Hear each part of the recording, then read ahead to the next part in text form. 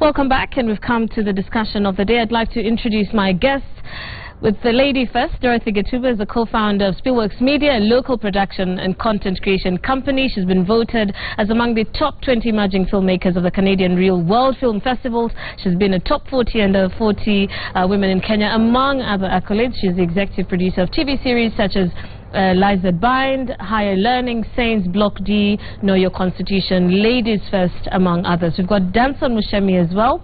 He's the founder of JamboPay. That's an electronic payment service provider that operates across Africa. At the age of 29, his company won a 2.7 billion shilling tender to implement the electronic revenue collection and payment system for the Nairobi County government. That's the largest city in Eastern and Central Africa. This is just one of the several projects he has undertaken. He's won a number of accolades, including the Google Innovation Award, top 100 SMEs as well, I believe.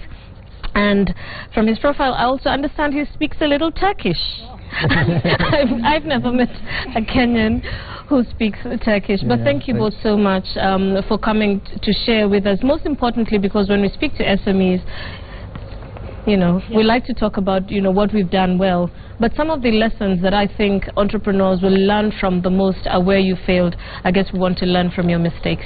Dorothy, let's start off with you. What would you say has been your biggest failure as an entrepreneur? So you know what, yesterday when we had a chat and you said that I'd come in and we'd talk about failures, I had a long think about it. Now I disagree a little bit with you on the narrative, on the use of the word failure. I believe that we fail when we give up. I think that is the precise moment that we fail. But as long as we keep on going, then we have not failed. Yeah. Now, if we are to discuss our mistakes, then I have like all day. All right. I don't know, but I think for me, one of the mistakes that I have made is making decisions that are subjective as opposed to objective. You know, emotionally driven decisions, you know, not informed ones.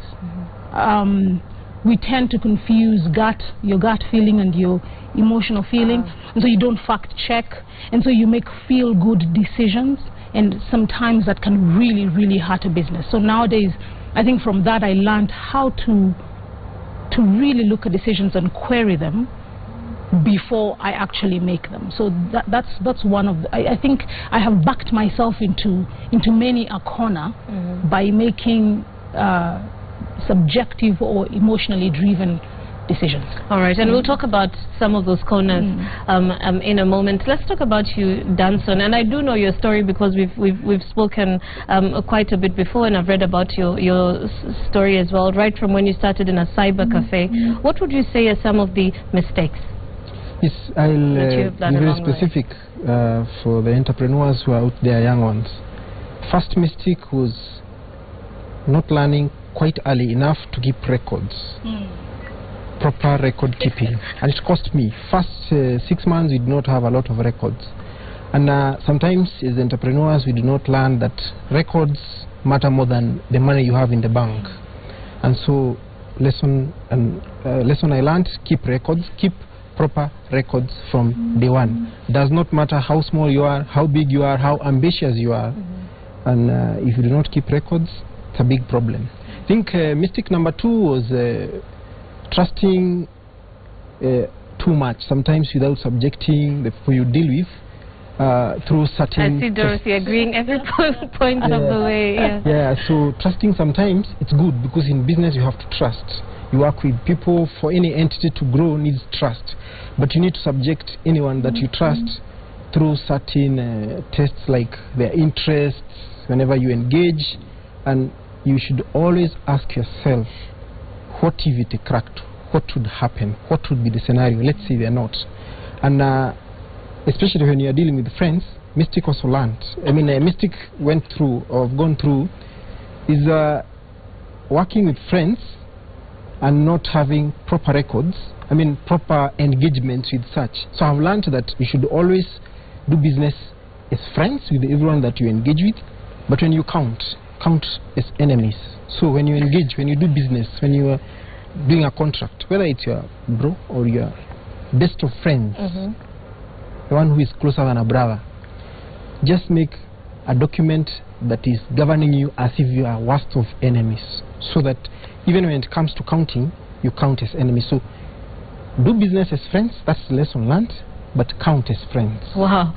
Dorothy. I mean as enemies. As enemies. Yes. I think I'm laughing at some of the stuff that he's saying, because I can relate to some of them. I think as entrepreneurs, we make decisions not having the worst case in mind. You know, we sign contracts with the best case scenario in mind, but we never stop to do some kind of risk analysis. We never say, what if something went wrong? Because if we can stop and we can ask ourselves those questions, then you can be able to mitigate. You know, you erect a building, and what's the worst case scenario? It will burn. So let's get some insurance for that, and so on and so forth. So I mean, another thing is, I would say, is putting systems and processes in place, because those guide. You know, I remember by the time I was doing my third, fourth production, I should have put systems and processes in place, financial systems, HR systems, contract systems, all those things. Because if you do that, then you would hire people on qualification, because they have to pass a certain test. And how soon that, you know, can that or should that happen? Because I mean, I think for somebody who's starting out, sometimes it seems, oh my God, those are such huge things to start off with. How soon must those structures be put in place, Danson? Thank you. And you give example of JamboPay. We should have had the proper corporate governance if must today by year one. In fact, the reason we've probably grown faster is because year 2, year 3, I had a board. I had approached a number of guys I admired, mentors. So by the third year you had a board? Yes, I had a functional board. And so it should happen immediately. You should have systems. You should have at least a QuickBooks for keeping your records. You should have the structures and processes in place from the very onset. Sometimes you just imagine you're alone. When we were at the cyber cafe, I was alone with a friend of mine when we started JamboPay.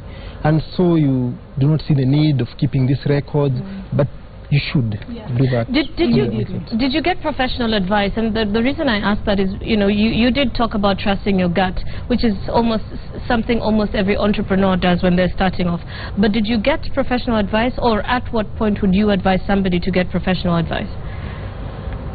What kind of professional advice? What exactly? Say you want to start in film, for instance, which is something you hadn't done before you came back into the country. How did you decide? Was it on your own gut? You know what, I decided this is what I want to do. I want to go for it, and I did. I spoke about it with a few people who their opinions mattered to me, and I got them to cross-check it, and I got them to query me on it. But like, did I seek a professional filmmaker or a professional producer to assist me? No, I didn't. I went gung-ho for it. If you were to start all over again, would you seek professional advice before you started, or would you get in and then perhaps find a mentor to take you through the business? I believe you should start. You should not have reason to wait for tomorrow. As an entrepreneur, start what you intend to do and immediately embark on getting professional advice. My case, I had the privilege of getting from POOM. That's an organization that supports entrepreneurs in emerging markets. I sought a lot of advice from and professional consultancy from a lot of people. I think when you look at Mystics, a lesson learned also is around, you know, sometimes we think lawyers are expensive. When you're starting, you think, I don't want to pay these legal fees. Even probably you are just told some money, like say 20,000. You think it's a lot of money. If you intend to do good business and big business and serious business, you should hire yourself a good lawyer. You should have good legal services. And I would say today JamboPay is privileged because you have very good legal services. All right. Let's talk about money, because this is another thing where entrepreneurs fail. You know, there's sometimes credit that's easily available. Have you made a mistake with money, Dorothy? I think money, if we put financial systems in place sooner, then I would have avoided lots of pitfalls. Case in point, if we had systems in place, we would know that broadcasters, before they pay you, there is a credit period. So do you plan for that? What do you do? And all that kind of stuff. And then you can mitigate, or you can manage expectations. But those are some of the things that we didn't do. And so that came and beat us, you know, really, really hard. Another thing is working for the banks, taking loans that you shouldn't take. You know, sometimes entrepreneurs, we think that we need a lot of money. Most of the times we really don't. Yeah. What's your take on the money issue? Because we get a lot of young people saying, I don't have money, but the banks are willing to offer a loan. Using your own experience, would you advise somebody to take a loan, and at what point? Strip first your business down to the basic. JamboPay started in a cyber cafe. I had to pay 4,500 shillings rent a month, and the alternative to that would have been I would have gone to a bank and borrowed money to get an office. So yes, you need first to understand why and when you need your money, and I think if you can focus on your customers more, you do not need to be financed by anybody else. If you really need money, you should find, you know, it should be easy. I think you need to focus. Bottom line, you need to focus on your customers. If you need really if you're looking for money elsewhere, it should be to finance specific projects and certain deliverables that you feel cannot wait. And how about partnerships? At what point do you go out and look for somebody to invest in your business, and what kind of person do you look for? You know, that's one of the questions we've been grappling with. Do we get people to inject money in Spielworks? Are we ready to go to the next level, and so on and so forth? I think for me, and it's something that we've struggled with for the last couple of years, because we've had people approach us and they want to inject funds into the company. We really believe that the money that comes into the company has to move us from point A to point B in a very spectacular way, and not necessarily, because when people put money in your company, they want it back, and they will push you to get it, and you will make decisions sometimes that are wrong and they're not congruent with your vision. And so you have to be very, very, very careful. And sometimes it's not just about money, but what else are those people bringing? Are they bringing some kind of expertise? Can they access things that you need as a company? Because I think we see money and we want to take it. Go get it from the bank then, if that's the case. But I think that those partnerships, we quickly jump into these partnerships, and they come to bite us really in a tremendous way. All right, as we wind up, one final word of advice from both of you. Danson, let's start. I think for me, you start a business to serve your customers. Focus on your customers, and there's no better time to start a business than tomorrow if you cannot start today. If you wait to get business plans in place and what have you, those are for dreamers. They are good, but when you get to the business, you have to deliver. Whether you have an Excel sheet or do not have an Excel sheet, it's good to have a business plan, but that is just good for your bank and other people. For you as a business and an entrepreneur, focus on, do not be afraid of fears, just get started. All right, Dorothy? I think and I thought about this, and I said I was going to talk about it, and so I'm glad to be able to say it before we go.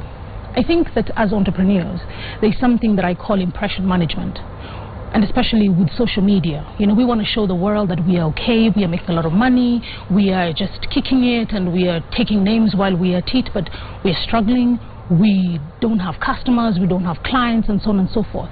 We try to show the world that everything is okay. We don't ask for help because we think that asking for help is a sign of weakness. One thing I have learned is I am not the Holy Spirit. I cannot do everything. I have got to look for help. I have to ask for help, and people have got solutions. They will help you. Get a support group, get a support system, and don't manage impressions. It's a very dangerous thing. You've got to keep it 100, because if you do that, then you'll be able to solve problems and move on to the next, inform your strategy. That's my thing. That's my thing to entrepreneurs. And just don't, this whole fake it till you make it thing is a very dangerous narrative. And I think that if we can keep it real and ask for help, we will get help from the most unlikely places. Wow. Yeah. Thank you both so much for your input tonight. Dorothy Ketubah, co-founder Spielworks Media, and Danson Muchemi from JamboPay. Thank you so much. We'll be back in just a moment.